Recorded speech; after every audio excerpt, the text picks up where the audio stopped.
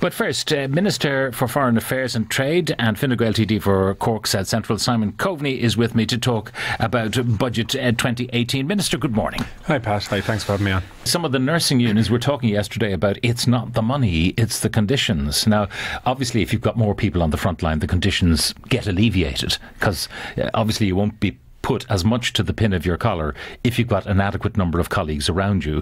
But still, there is a recruitment issue. It's talking to doctors. One of my colleagues was in Perth recently talking to Irish doctors. They don't want to come home because the lifestyle and the working conditions are fantastic and they don't want to come back to the congested Irish health service. I have a brother who works in the Irish Health Service. He's been a doctor in different A&Es now, from Beaumont to Limerick to CUH in Cork to Tralee in Kerry. It is a pressurised work environment. There's no question about that.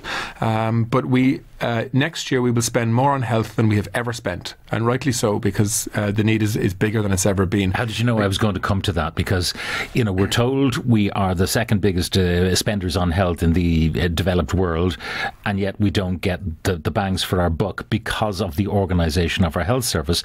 So we throw more money at it rather than fundamental reorganisation. Well, I think we need to do both, though, Pat, because while we reorganise a health service, we have to keep it running too. We have very large numbers of people on waiting lists. We have accidents and emergencies that are overcrowded, and so in order to deal with the immediacy of the problem, you do have to increase spend. We are short of staff in many of our hospitals, and we need to take on more. Everybody knows that we're struggling to get the nurses that we need. We need to bring Irish nurses home from abroad. That means more resources.